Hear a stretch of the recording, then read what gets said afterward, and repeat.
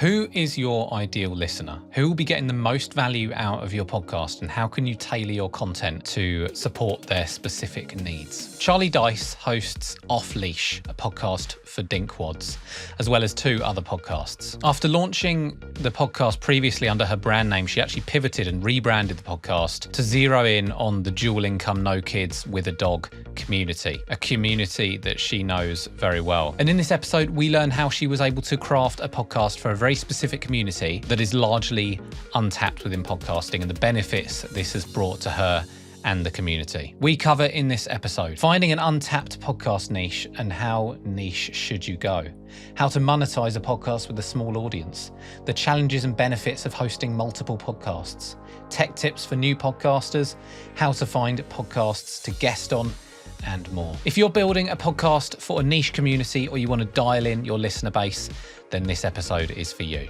Hi, Charlie. Welcome to Podcasting Amplified. How are you doing today? Yeah, I'm doing well, Joe. Thanks so much for having me. Excited to be here.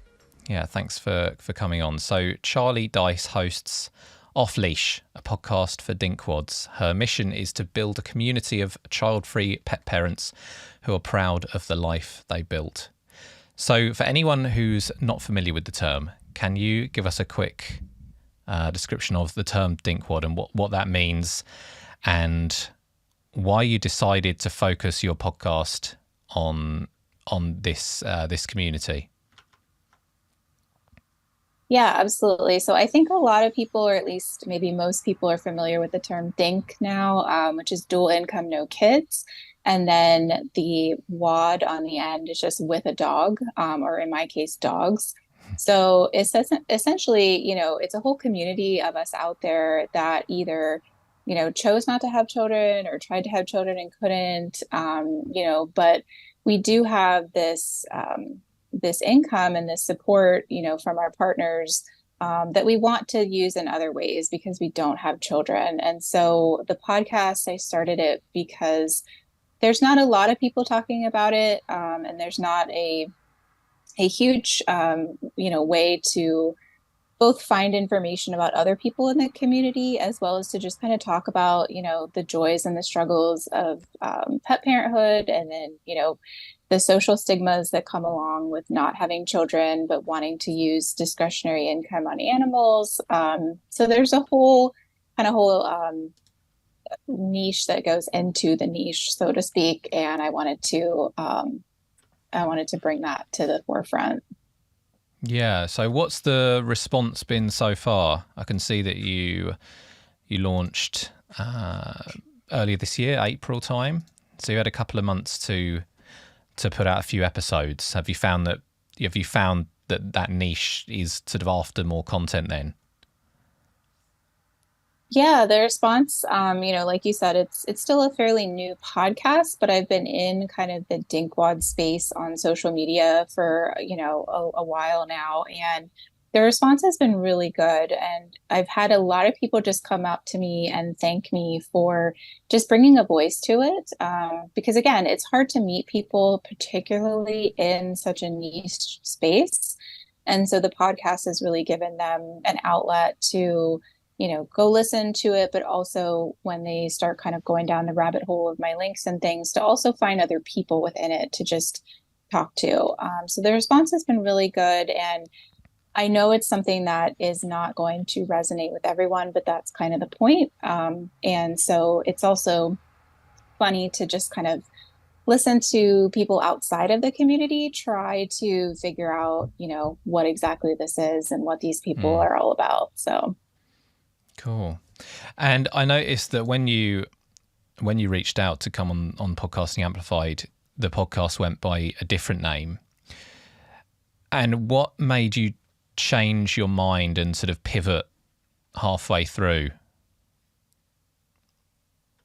Yeah, so my brand is Beauty and the Berners, which is a play on Disney, I'm a huge fan of Disney and dogs. And the reason that I rebranded is because I really wanted the podcast in particular to be more of a platform that I could communicate different aspects of dog ownership with specific people. And so I just felt like the Beauty and the Berners name wasn't, um, wasn't niche enough. If you just looked at that, I don't think you would really see or know within a few seconds, what we would talk about on the show. And so the Off Leash, with the Dinkwad really was a way for me to say, look, if this is you, this is a show for you. These are your people.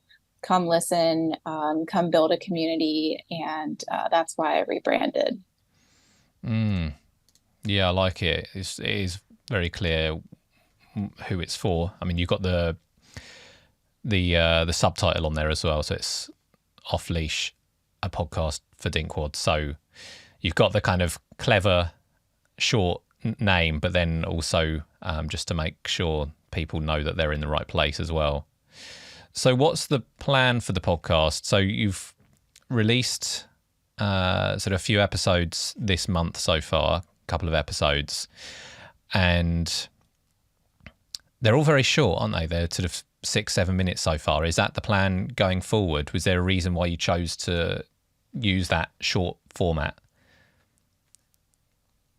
Yeah, I think because, and I know, for me, I tend to have, I don't have ADHD, but I do have some attention deficit. And so I like to just, on my podcast that I listen to, I like to have short, actionable, advice or strategies that I can quickly take with me for my day. And so there are some episodes coming up where I do incorporate guest interviews that are a little longer, but for the most part, I do love the short, kind of right to the point. I don't want to waste anybody's time, and just hit on a topic, really hard for a couple minutes and then let you get going about your day. So I think just for me with my personality, and then also with, a lot of times the people within this community are busy professionals. And so again, they just want to, let's get in, get out and get on with your day. And I think that short format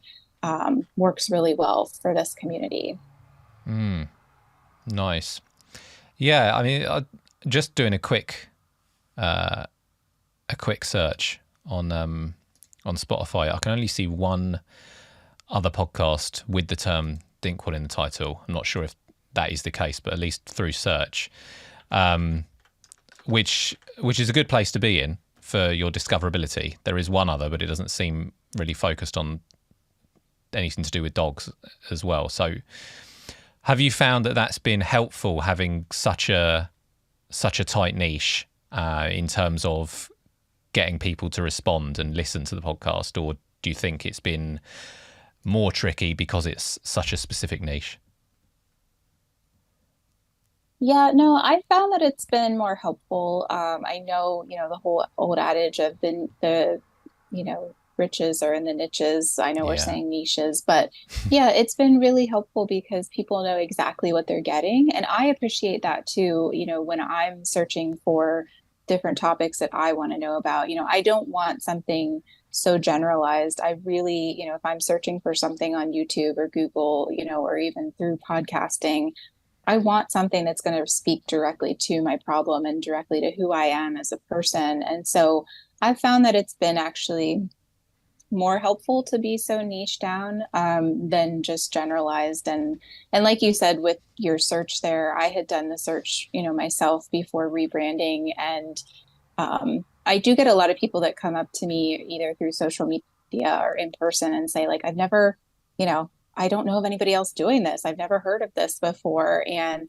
I think that's cool. I think it's really fun. I mean, it's tough to be kind of obscure like that to start, but I think, your uniqueness and finding your, you kind of want to be that just one person out there who's speaking about a topic, because then you don't have, really any competition. Yeah, for sure. And it's getting harder to be in that position at the moment. And the fact that it's specifically about dogs as well, rather than just a general podcast for that community, must help. Yeah. And then you've got two other podcasts as well. You've got Life Beyond Infertility and Romantasy Reads. So when did you start? When was the first episode of a podcast you ever produced? How long have you been podcasting in general for? Yeah, so the first episode would have been the Life Beyond Infertility podcast, and I started that in May of 2023. And again, that kind of precipitated my journey into the Off Leash and DINKWAD podcast because my husband and I did go through almost a decade of infertility. And so, we had made the difficult decision to stop trying and to just live as, the two of us with our Mm. dogs. And so, that was really the first podcast that I started speaking kind of in this area or in this community. And then the Romantasy Reads is just a really fun side project. It's myself and my cousin. We've always been huge fantasy and just readers in general, and so we love and have been a part of the bookish community for our entire lives. And we thought, well, we talk about these books all the time to ourselves. Let's just record it and see what happens. And so that's a really fun side project that I do, with her. And it's just, yeah, it's kind of just our fun thing. Yeah, nice. And have you found that it's made it more difficult because you're running three podcasts at the same time? Has it been more difficult sort of finding the time to spend on each one, or is it more like you've got the one that you're spending the most time on, then the others are just more casual, sort of as and when type thing? Yeah, so the Life Beyond Infertility one, I've actually taken a little bit of a break from that one, just because I do want to focus on the other two. I don't find that it's difficult with the other two, the Romantasy Reads and the Off Leash one, only because the Romantasy Reads one, we always know our subject matter and the content is already there. It's in the book, and so we just really have to speak our thoughts on what we thought about reading it and everything. So that one is kind of very spontaneous, but also information is readily available. The Off Leash one too, it's just really speaking from my own personal experience. I mean, I live this lifestyle every day, and so I don't, it's not scripted. I just have some bullet points and I kind of just talk. And yeah, I mean, obviously podcasting is very hard work, and staying consistent, especially with a full-time job, is very difficult. But I think if you are experienced and have, lived what you're speaking about on your shows, it makes the whole experience a lot easier and a lot more spontaneous and real. Yeah, yeah, and more easier for people in that community to really relate, I suppose. Yeah, the reason Yeah. I ask is because I just imagine a lot of listeners who have one podcast and, they're finding it hard enough, like you say, to be consistent with that.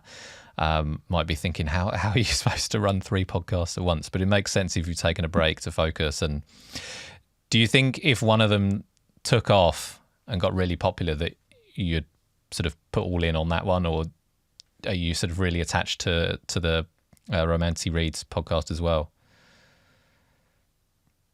Yeah, I know I'm probably supposed to say that I go all in on the one that really took off, but I don't think I would. I'm really Mm. attached to both of them for different reasons. And, the one with my cousin, we don't live near each other. And so it's actually brought us a lot closer because we talk every single week in order to do the show. So I'm really loving that. I'm really thankful that, we're seeing each other so much more. And the other one, I just feel like there's such a community and a need for it out there that, yeah, I mean, even though it is a lot of time commitment to do both, I really don't think that I would jump on the one that was taking off as opposed to, letting the other one go. Yeah, well, if you enjoy it, then that's the important thing. Are you considering monetization for either of them? Like, if you thought about if this podcast, if either of them really took off and you give it a couple of years, what would it look like ideally? So you'd have this community growing. Would you be monetizing, or would you be getting any other benefits out of the podcast for yourself? Yeah, for sure. I mean, we definitely have different monetization strategies for the different podcasts. And that is the goal. I mean, it also is a traffic source, for like the off leash one for my business with animal nutrition consulting. But Yeah, monetization for sure. Mostly probably through brand deals and I mean sponsorships to a certain point, but I really love having kind of a smaller audience. I know you have to have so many listeners and Yeah. downloads for the sponsorships, and so that's not really um, in the strategy for monetization for us right now, and maybe even ever. A lot of it is just, I'm also working on a book, and so a lot of it would just be kind of, pushing, not pushing, but letting people kind of hear about that and merch and brand deals and things like that is really kind of the goal. And even doing, my cousin and I have talked about also trying to set up like a retreat, like a book retreat for that one, to just kind of, again, bring people together that just want to talk about books, with the Off Leash, people that want to talk about dogs. And so that would also be a source of revenue that we can use from the podcast as well. Yeah, that makes sense for such a small, such a tight niche, and you've started it quite recently. It's going to be hard to get sort of enough listeners to make it worthwhile to go for sponsorships. But then if you're doing consulting, that's potentially quite a high ticket item, and even if you just got one or two customers through it, it could pay for the podcast basically. So, have there been any specific challenges you faced with any of the podcasts so far that have sort of made things a bit difficult, or that have made you, struggle to get episodes out each week? Oh yeah, for sure. I mean, just like I said, I have a full-time job. I do these on the side. And so just um, not even finding, but making the time to, record. I'll find myself every evening just kind of making bullet points of ideas that I want to talk about. I keep notes in my notes app on my phone just so that I'm not going into the week completely, lost as to what I'm going to talk about that week. So, yeah, I think the challenge of just trying to do it yourself. Now, we do have an audio engineer who helps us on the Romantasy Reads one that we have been working with, but the Off Leash one, I do everything myself. And so, yeah, for sure, just staying consistent and trying to find topics that resonate with the audience, and just juggling it with daily life is the biggest challenge right now. Yeah, I guess with the Off Leash podcast, it's a little bit easier if you're confident doing the editing side of things because they're such short episodes. But yeah, if you were editing 2 or more podcasts a week, then I can see how that would just you'd be swamped with another job on the side. Yeah. So how are you getting the word out on these? Have you joined groups and things? And how has that gone, promoting it and growth? Yeah, and actually, I'm not real big on social media, just from both a followers count standpoint, and also I don't really like it. So I've tried to find kind of non-traditional or less modern ways of promoting, so to speak. So, actually just word of mouth, through family and friends, and then also we have YouTube, which has been really helpful to kind of reach a wider audience that actually cares about the topic. I mean, social media followers are kind of hit or miss whether or not they, really want to listen. And we haven't done any sort of paid advertising. It's all been organic. But really, actually, to like LinkedIn live events and newsletter articles have actually been really helpful. I think a lot of people overlook LinkedIn, but there's a lot of people on there that, are specifically looking for this type of content. Again, they're busy professionals. They love, listening to podcasts and things. So that's actually been our main source of traffic. And yeah, just getting on other podcasts, interviewing other people has also been, a great source of traffic for us. Yeah, getting on other podcasts can be a lot more effective than trying to push things yourself, because you can leverage someone else's audience. I guess being so niche, it might make it difficult to find other podcasts to guest on. Are you looking for podcasts for dog owners, for people dual income, no kids? How are you finding podcasts to guest on? Yeah, kind of all of the above, and actually branching out into niches that may not seem related, but are. So I love using Raphonic. They have a graph that'll show you kind of these podcasts other people are listening to, that Mm. may not, necessarily seem like they're in the same vein, but they have this audience that, there may be a couple people in there that are, and even like demographic and psychoanalytics, like all of that stuff kind of feeds into the different audiences that we can branch out into. So those have been really helpful as well, even though even though the off leash in particular is very niche. It can branch out into people that maybe they just like dogs, or maybe they just, are dinks, or it's not necessarily, you don't have to be both to necessarily find it interesting. Yeah, makes sense. And then how has it gone in terms of the technology side of things? You used, did you say Rephonic? Raphonic, yep. Yeah, Mhm. okay. Yeah, I've briefly taken a look at it, I think, but I'll have to spend some more time with that. And yeah, if anyone's looking uh, for some information about what their listeners, what else they're listening to, then there's a suggestion for you. What else have you got in your tech stack in terms of what are you recording with, software, equipment wise? Has that gone smoothly for you? I know that's something that a lot of podcasters can struggle with early on.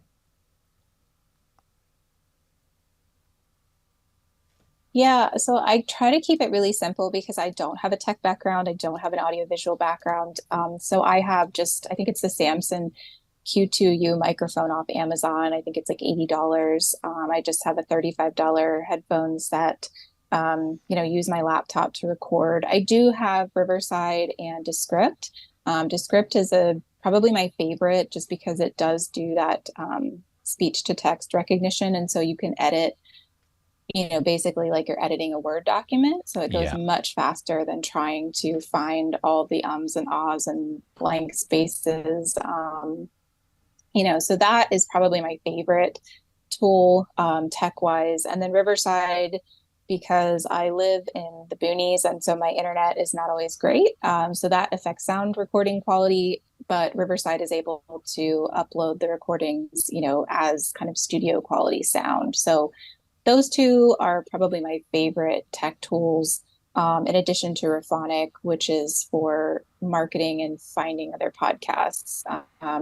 Raphonic also they have a free version, but they also have a paid version where you can actually get the contact information for the hosts of the other podcasts. And so it makes it, super easy and a lot more efficient to just reach out and, trying to do all of that yourself. So those three things have been really helpful as far as our tech toolbox. cool. Yeah, Q2U, Samsung Q2U, that's a mic that we recommend as well. Nice and cheap, but you get that kind of intimate recording, high quality. And yeah, Riverside as well is a good one. But yeah, I'll have to give Rephonic a bit of a go. I use Podmatch, which is quite a good one to get you in touch with potential guests or potential podcasts to guest on. But it's good to have a couple of options. One more question, and Yeah. and then we'll wrap things up. So, if there was something when you first started podcasting in 2023, what would be something that you wish you'd known early on that would have helped make the whole process a little bit smoother for you? Oh gosh, there's a lot.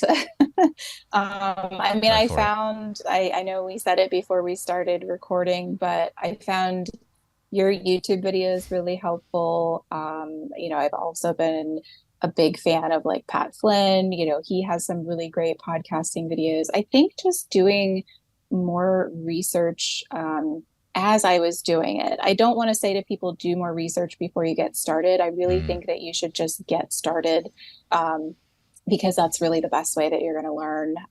But leaning on, people that have been there and done that before you and just kind of picking little nuggets from each of their content and what has helped them was probably the most helpful for me. And I wish I would have done more of that, at the start as I was, starting to record. And I think too, realizing that you don't have to do everything yourself. I know I do for the Off Leash podcast, but again, like you said, it's very short.